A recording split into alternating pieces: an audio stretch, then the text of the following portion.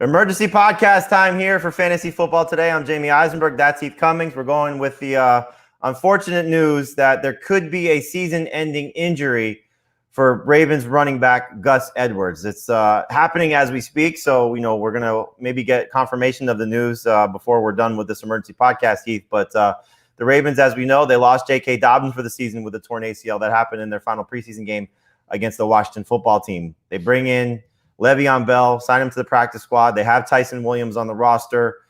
Trenton Cannon is also on the roster as well, but we look at him as more of a special teams guy. So let's start with the Ravens backfield here. So Tyson Williams could be the next man up, could be the starter most likely for their Monday night game against the Las Vegas Raiders. If he's available, 66% rostered right now. Is he the most added player by the time we get to tomorrow morning for sure? Should be 100% by tomorrow morning. I can't think of any league where you wouldn't want to roster him. There's no guarantee that he's going to be the guy for the entire season. It's hard to imagine, though, he's not going to be the guy on Monday Night Football against a very good matchup in what is still going to be a very good offense. Le'Veon Bell is, I've seen a lot of people adding him prior to this news. So just to give you guys a little peek behind the scenes, Schrager texted us, Ben Schrager texted us and said, anybody around for emergency podcast? Adam Azer says he can't because he has a family situation that he's dealing with.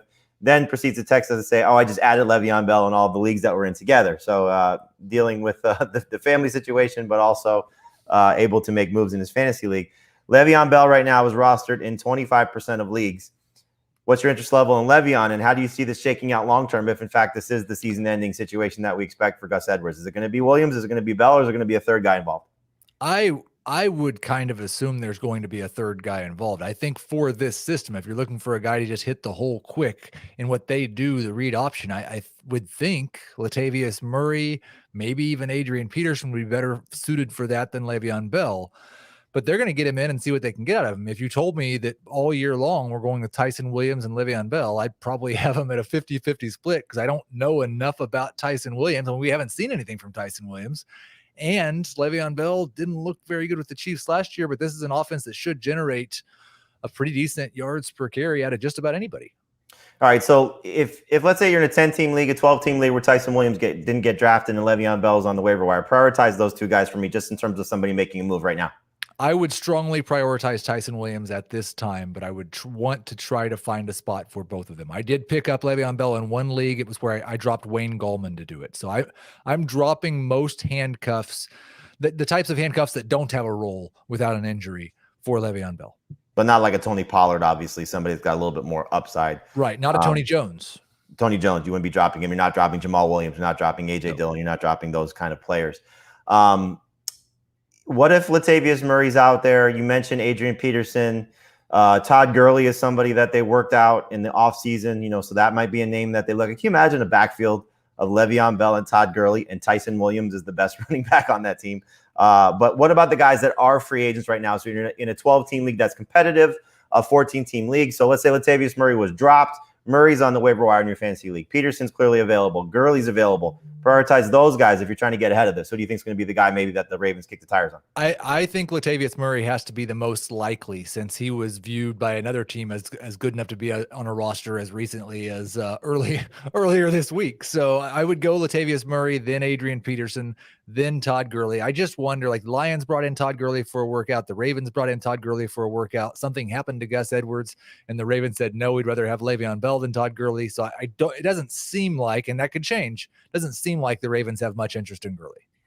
And then factor in some of the potential trade partners. So Mark Ingram is available in over 70% of leagues on CBS Sports. Obviously, David Johnson, not as much, but he might be somebody who was dropped after the early draft process and still could be available on waivers. Philip Lindsay in a similar situation. These guys aren't necessarily rostered 100% across the board. So the Texans are one team I think that we can look at and say maybe obvious trade partner. I don't know if there's another team out there that you're looking at that you could say maybe they're going to look to try and poach a backup from somebody else's roster. But let's just say the Texans, for example. Are you trying to maybe get ahead of that and look at one of the Texans guys as well? I would be the most, like, I'm not probably preemptively adding Texans running backs in hopes that they get traded to the Ravens. But if you're telling me like a Texans running back is going to the Ravens, I'd be pretty excited if it was Philip Lindsay. If it was Mark Ingram, I would have interest. I'd have more interest than I would if it was Todd Gurley, and probably even more interest than I do in Le'Veon Bell. But Lindsey would be the guy who would really move the needle for me. How do you see the Ravens offense operating here? Because look, Lamar Jackson right now is going to have to do a lot of heavy lifting. Again, I don't want to take anything away from Tyson Williams or whatever Le'Veon Bell is, and I'm sure they're going to try and keep their philosophy as much intact as they possibly can. But they've already said that they want to throw the ball more going into the season. We know they lost Rashad Bateman for at least the start of the year because of the groin or core muscle surgery. Marquise Brown is back. Mark Andrews got the contract extension. They bring in Sammy Watkins. The draft process is over, so you're not necessarily looking at it as where does Lamar Jackson stack up in comparison to Josh Allen and Dak Prescott and Kyler Murray, because I think most people have already completed their drafts. But if you are a Lamar Jackson fantasy manager right now, are you looking at this as a plus for him? Because now it's probably going to be an easy 1,000-yard rushing season, and if he gets to 4,000 plus passing yards, I mean, we could be talking about the best quarterback in fantasy by a lot. I can't decide if I think it's a plus for him, just because I do think it's probably going to make the offense worse than we thought it was going to be with J.K. Dobbins and Gus Edwards when we have Tyson Williams and whoever else they end up with, if it's Le'Veon Bell or whoever else. So I'm a little bit concerned that the Ravens just aren't going to be as good offensively.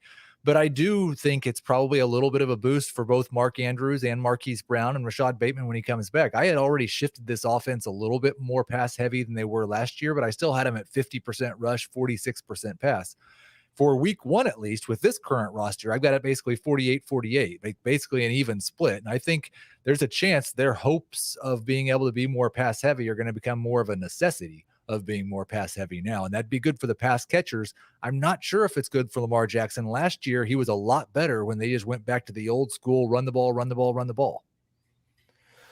Yeah, man, it's so hard to wrap your head around just everything that's happened to this team in just, such a short period of time, 3 weeks, essentially.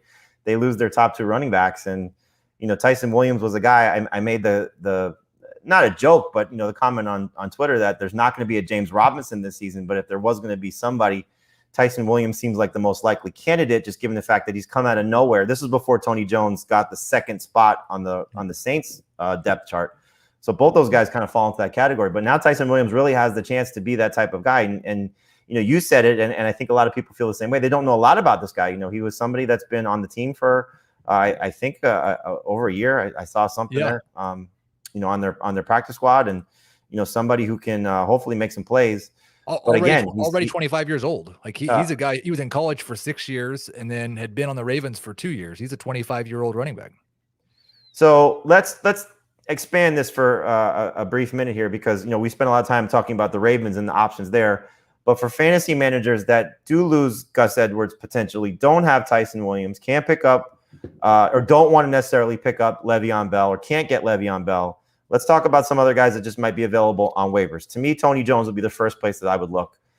He's available in just about 50% of leagues. His roster percentage, 49% on CBS Sports. Justin Jackson, we don't know. I haven't seen a report yet, and we're recording this 4:30 on Thursday, the day of the opener, on Austin Eckler yet, if he practiced or not. I don't know if you've seen anything. No. He's somebody, though, Justin Jackson, just as we saw last year, Eckler missed time, and maybe something that's something to keep an eye on. The Jets running backs, do they interest you aside from Michael Carter, Tevin Coleman, or Ty Johnson? Are those two running backs that you might be looking at as a desperate situation just to pick one of them up? I mean, if you're in a situation where you just lost Gus Edwards and you don't have a second running back, it's time to stop being choosy. And I think that you have to at least consider those guys. I do prefer both Tony Jones and Justin Jackson, even if Austin Eckler's there, to any of the Jets right now. But that's because I have the Jets projected as a 3-man split between three backs that I'm not all that excited about. But I would want to make sure those guys are rostered. I think Jones and Jackson are the top two. And then right after that is some combination of the Jets and the Texans, because I do think Mark Ingram could be a nice touchdown dependent guy in non-PPR. I still think David Johnson could catch 4 or 5 passes in full PPR. Like it's time to look for running back by committee on bad teams. And those guys are still pretty widely available. Let me ask you in non-PPR, because I'm going to guess most of the leagues that they're in, these guys are PPR based on the roles that they have. But Nyheim Hines is at 64%. Giovanni Bernard is at 60%. So again, I'm going to guess most of those leagues are PPR, half PPR related. In non-PPR, what's your interest level in those guys, knowing that they're going to have significant roles, but the touchdowns may be hard to come by. Obviously, the rushing yards going to be hard to come by. How do you stack those guys up compared to Jackson, compared to Jones, and compared to maybe the Jets guys and even Mark Ingram? I would still rather have Jackson and Jones over those guys. I think I would prefer though to have Gio and Hines in a just because they're on good offenses. And I think their touchdown odds might be just as good as the guys like Ingram and Tevin Coleman that might get more carries, might have more goal line situations, but they have to pretty much be 2 yards away from the goal line to score. There's a little bit more big play ability and hope with both Gio and Nyheim Hines. So like those would be guys in non-PPR leagues I would prioritize probably right after Jackson and Jones.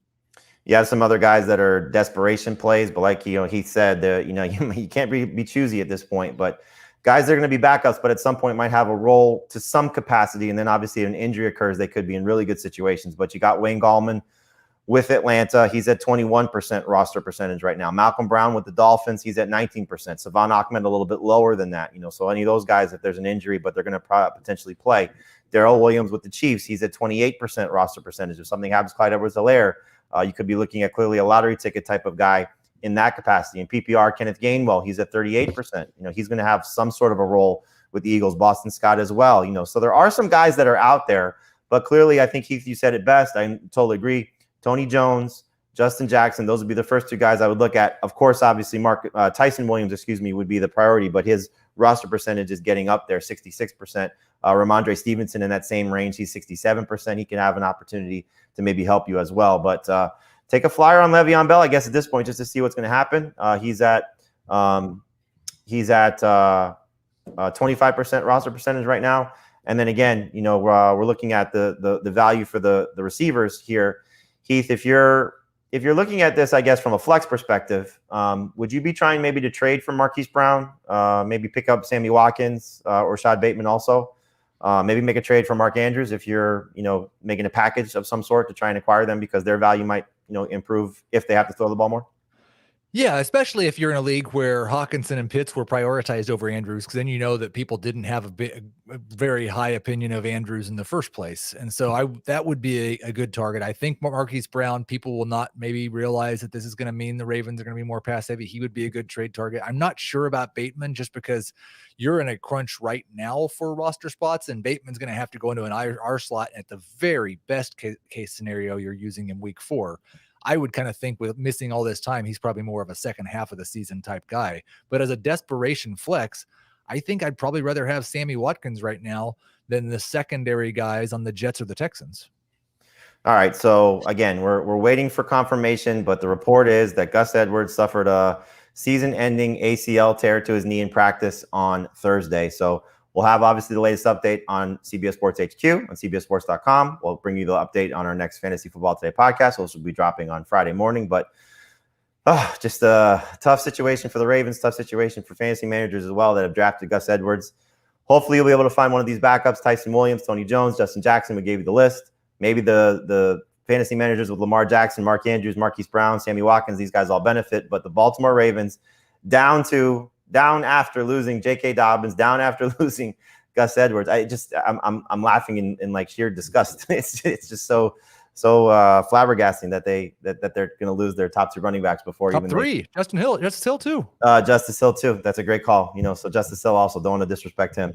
Suffered the Achilles tear. So Tyson Williams, he could be a league winner for you. So if you drafted him or he's still available, go get him because he could be the lead running back for the Ravens. And who knows, we could be talking about Le'Veon Bell as a league winning potential option once again. So that'll do it for our emergency podcast here. For Heath Cummings, I'm Jamie Eisenberg. Thanks for watching, and check us out on CBS Sports HQ and our Fantasy Football Today podcast, wherever podcasts are available.